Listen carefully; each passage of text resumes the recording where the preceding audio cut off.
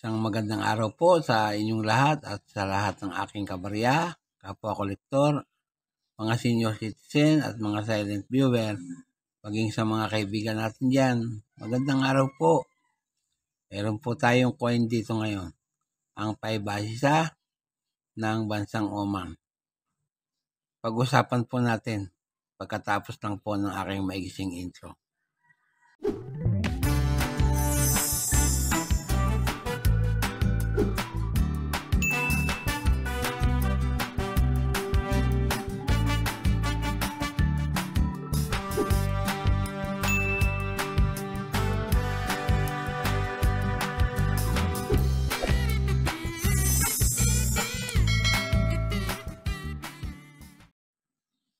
At narito na nga po ang ating coin na pag-uusapan ngayon, ang 5 baisa ng bansang Oman. Yung kulay niya, kakulay ng ating 10 centavos. Pero medyo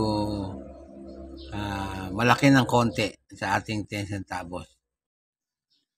Kung ikukumpara po natin ang sukat sa ating 10 centavos, ayan po, medyo malaki siya. Ayan.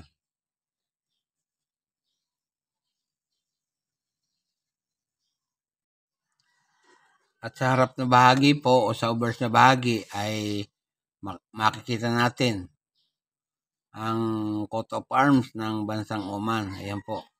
Sa bandang gitna ay may nakakross na espada. Ayan po. Napakaganda ng kanilang emblem o national arms. Ayan. At sa nakapalibot sa kanya ay may Arabic lettering. Ayan. Ang translation po ng Arabic lettering na sulat ay Qaboos bin Said, Sultan of Oman. Yan, sa ibaba may Gregorian calendar na ginamit na 2015. Ayan po.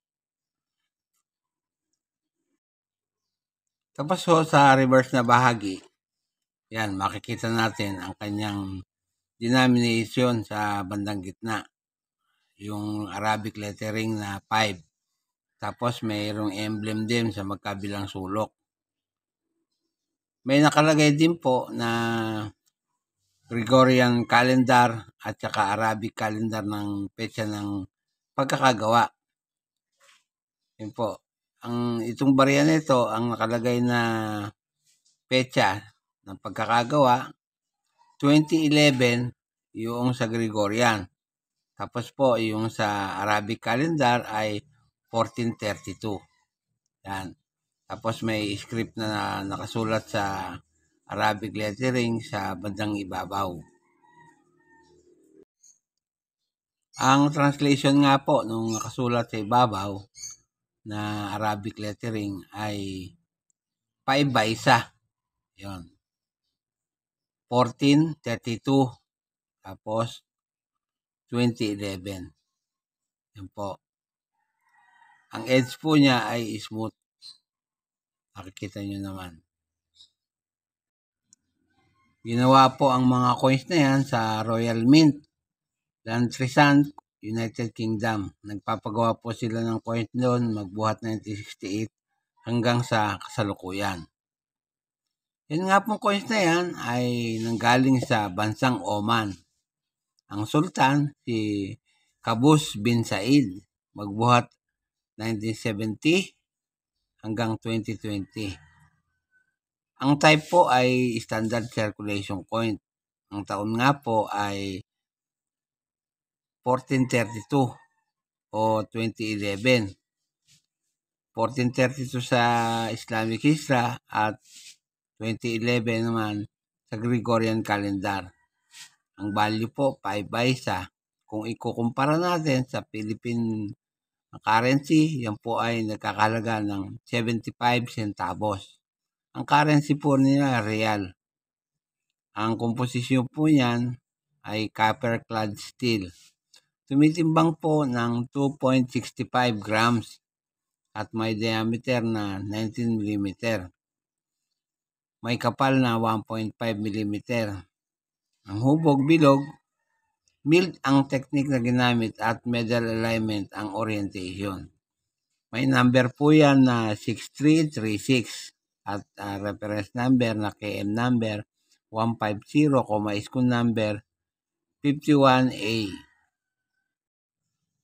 Habang ikinukumpara ko nga po sa ating 10 centavos, yung barya na yan, nakita ko na medyo malaki yung kanyang sukat. Saka yung barya natin ay naiwan ng mabuti, maliit. Yan.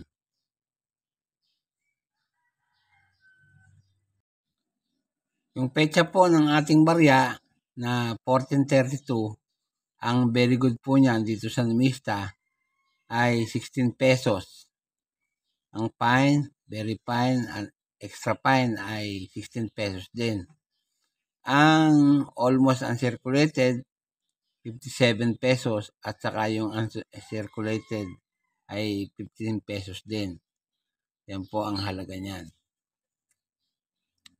Samantalang dito sa ating pinagtitiwalaang eBay, kapag po ang inyong barya ay medyo makinis pa, nagkakalaga po yan ng $6.50. Yan po. Samantalang kapag po ang inyong 5x1 ay nickel plated, nagkakalaga po ng $3.90. Meron po kasing naliligaw na nickel plated din yan. Dito naman sa isang eBay, nagkakalaga po ng $8 Canadian. Tapos dito sa isang eBay pa, 4 na eBay po kasi yan eh.